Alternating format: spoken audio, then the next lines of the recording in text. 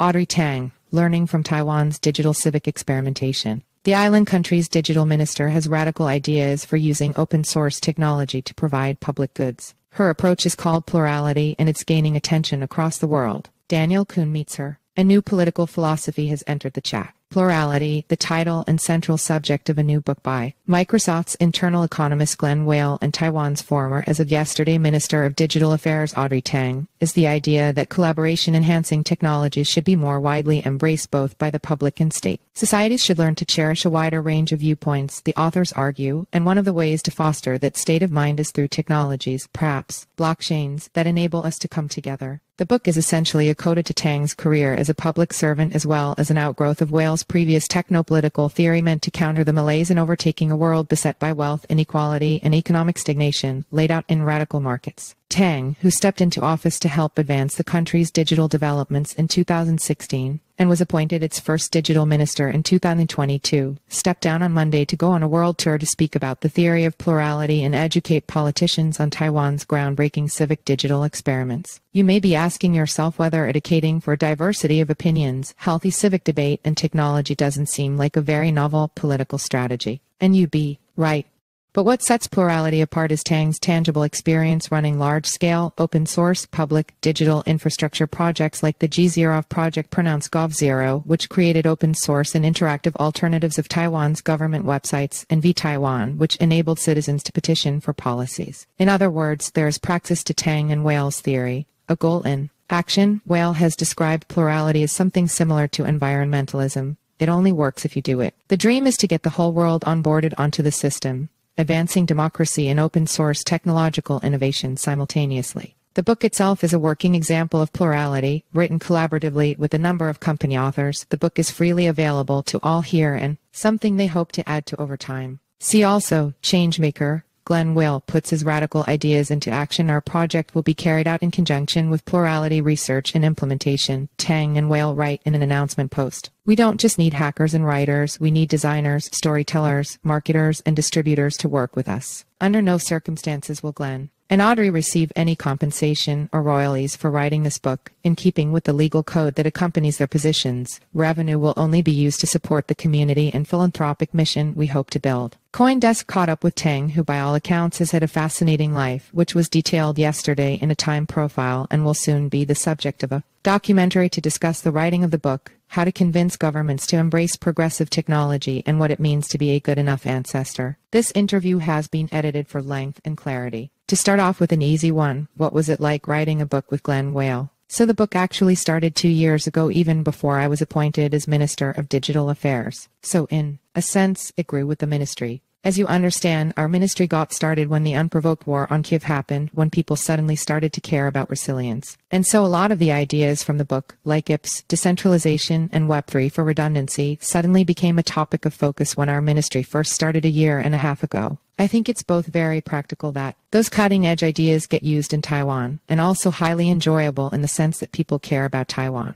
But they may not know how a civic tech ecosystem functions or how the state can fund a lot of decentralized technology as public infrastructure in the same way it builds highways and bridges. There was a lot of mutual learning. I would also point out that as a result of company writing this book, both Vitalik Buterin and Glen have become residents of Taiwan. They got gold cards, which we hand out for anyone who contributes for 8 years or more to open source or any of the Internet Commons. For people who would hear the gist of the book and assume that it's another form of technical libertarianism, could you describe exactly what you mean by plurality? Sure, so plurality means collaborative diversity, right? It means technology that fosters diversity. So in that sense, it is a little bit similar to the idea of decentralization, where everybody can host their own systems. But there's another dimension of effective collaboration and coordination, which we loosely refer to as democracy, but it's not about just voting. It is about a continuous form of democracy that allows, for example, I facilitated deliberation between people holding very conflicting ideas to build bridges for people who were originally ideologically opposed. See also CFTC Commissioner Summer Mersinger on overzealous crypto regulation and the need for legislative action. I would say this form of collaboration sounds a little bit technocratic. The diversity sounds a little bit libertarian, but it is a unique combination of the two, collaborative diversity, that sets plurality apart. So I like the book. It was a love letter to Taiwan in some sense, but how would you best persuade governments outside of Taiwan to adopt these democratic experimentations? Well, first of all, I think we learn from a lot of other governments as well.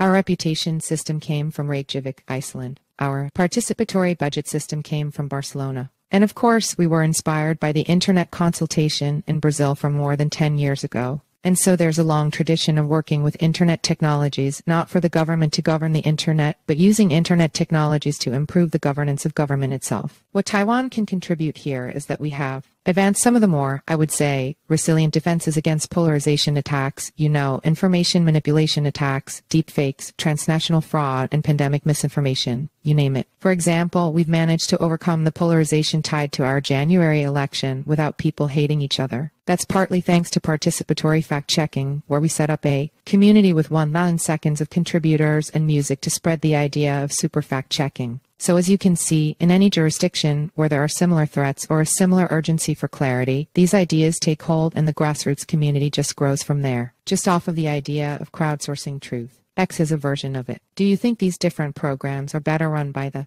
government or by private corporations? Yeah, I think that the greatest thing about Community Notes is that it really is open source. I remember Vitalik set up his own node to verify what X.com did was correct. So because it's open source, you can think of it as a layer. Imagine not just for X.com, but for anybody in the Fediverse where you can build a Community Notes, including threads and other things, and in a sense making this not just a jury duty of sorts, but rather making it an alternate entry point where the committee notes are the default for the various different social platforms. So to your question, I see it working as a bridging system across different social networks, and that the state should fund it, of course, but not control it. This is in a sense like funding running water for civil discourse, because if there is no such layer, then polarization is the default for the current generation of the social web. Responding to some of the blockchain critics, how can the blockchain world help devise protocols that look more pluralistic rather than plutocratic? I think a healthy ecosystem in the blockchain world is one that is not dominated by a single implementation, right? So of course Ethereum itself has multiple implementations and also on different layer 2 solutions. I have in mind, for example, the Polkadot system, which is a distinct ecosystem building on a kind of common meta protocol. We need to get people to better understand that crypto really follows a toolkit approach, like the fact that you can reuse most of the governance protocols and enjoy cross-chain coordination.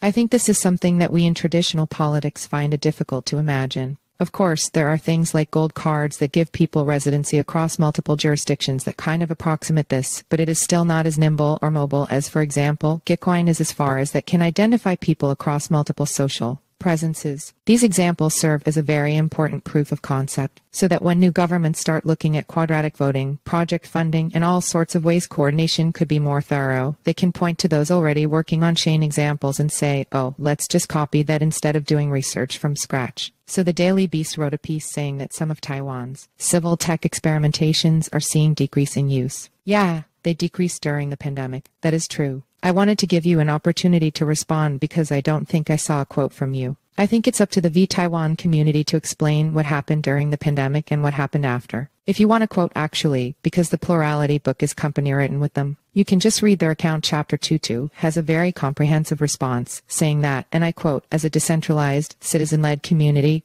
Taiwan is also a living organism that naturally evolves and adapts as citizen volunteers participate in various ways. The community's engagement experienced a downturn following the onset of the COVID-19 pandemic, which interrupted face-to-face meetings and led to decreased participation. The platform faced challenges due to the intensive volunteering effort required, the absence of mandates for governmental responses, and its somewhat narrow focus. In response to these challenges, Taiwan's community has sought to find a new role between the public and the government and extend its outreach beyond the realm of Taiwanese regulation in recent years. A significant effort to revitalize Taiwan was its collaboration with OpenAI's democratic input to AI project in 2023. Through partnerships with Chatham House and the organization of several physical and online deliberative events centered on the topic of AI ethics and localization, Taiwan successfully integrated local perspectives into the global discourse on AI and technology governance. Then the next paragraph say that today a second related platform, Join, averages about more than 11,000 unique daily visitors. So while the state e-petition platform enjoyed slightly increasing participation during the pandemic because of the ease of online voting, Taiwan's reliance on weekly face-to-face meetups did experience the downturn, but now they're on a bounce back. So in a sense, you're saying there was a natural evolution of people moving to different platforms, like the shift from MySpace to Facebook.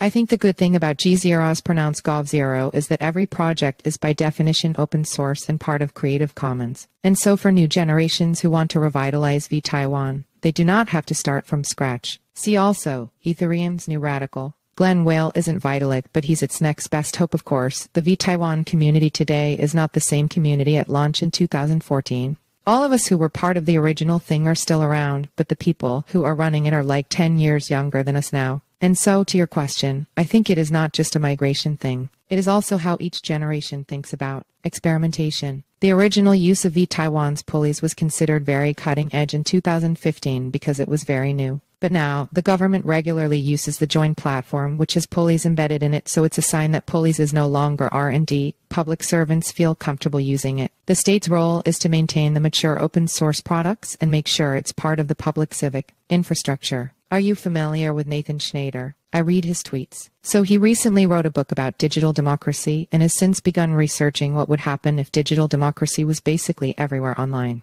Like if you had to vote on any number of decisions, wouldn't that be a nightmare? You refer to governable spaces, exactly. We had some conversations, not with Nathan, but with people doing similar research. I think it all depends on how top-down it is. For example, the Zero Summit, which is happening today and tomorrow, almost always uses Slido, the very thin way to crowdsource Q&As. But Slido was also acquired by WebEx to be just one feature during the video chats. Democratic tech becomes a very thin layer like that. See also, we've seen breakdowns of trust. Nathan Schneider discusses his new book Governable Spaces. People being in the same Discord workspace is also the sort of governable space as part of their toolkit. They don't even need to think about it as digital democracy. But it actually increases the throughput of coordination and makes collaboration easier, and in that setting, I don't think it's particularly dystopian because it's literally just increasing the bandwidth and reducing latency of governance. We grow from that, like from 4 people to 400 people to 40,000 people and so on. I have a few slightly personal questions. You don't have to answer them.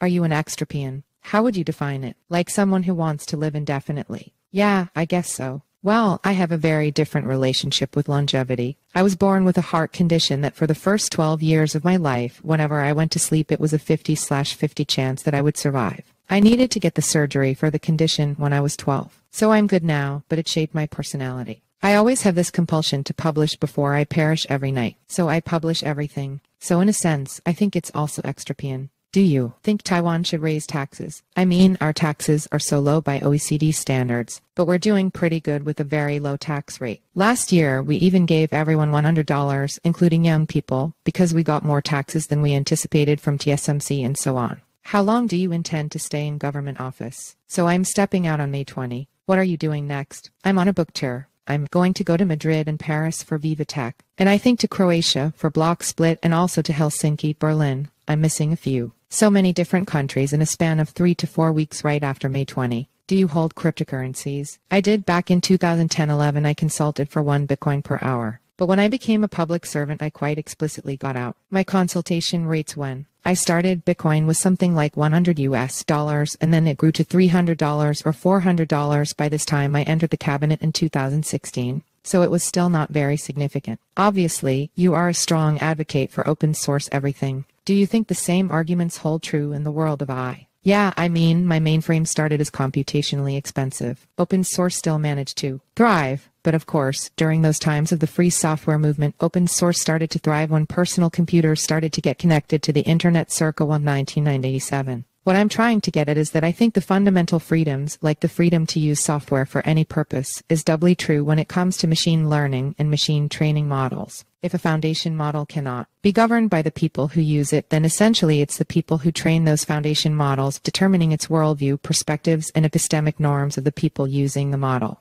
So for example, in Taiwan, there is the National Science and Technology Council, which aligns the Llama 3 models using local crowdsourced, what we call the alignment assembly, which is when people's general preferences determine how it should behave. like with regards to the use of imaging celebrities in advertisements. It is a mini public microcosm of our population to determine the guide rails affected by it. The ability to steer AI is very important, and that openness to steering is the key, whether you call it open source or open weights or open access. Do you think the models will establish? Augie, it only makes sense if you're like placing robots in place of people, because that's what AGI is. It can do what people can do. But in the actual way we're using AI nowadays, it's more like assistive intelligence. The email replying modem doesn't send the email on my behalf, right? It just drafts emails on my behalf, using my style. All these uses increase our collective intelligence. And if the goal is plurality, then AGI is more like a distraction. Do you think Taiwan will remain a democracy in the next decade, 50 years, or century? Of course.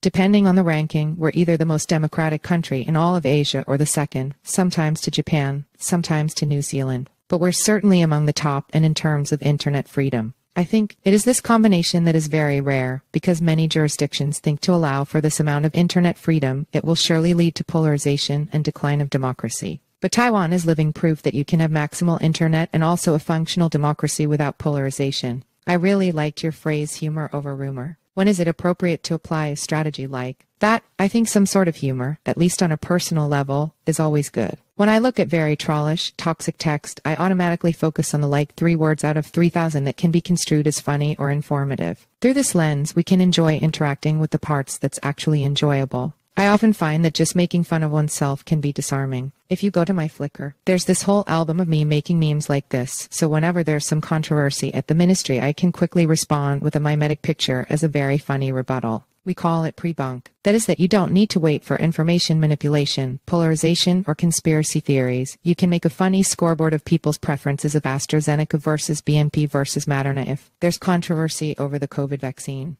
So you have a knack for a turn of phrase. Is there one expression that you choose to live by? Oh yeah, I would like to be a good enough ancestor. Oh, that's a good one. I think good enough means that we don't overdesign and foreclose the possibility of future generations. They're going to be much more creative, but it is our job to make sure that they have a larger canvas when they are born into the world compared to when I was born into the world. See also, Bitcoin pioneer Hal Finney posthumously wins new award named for him.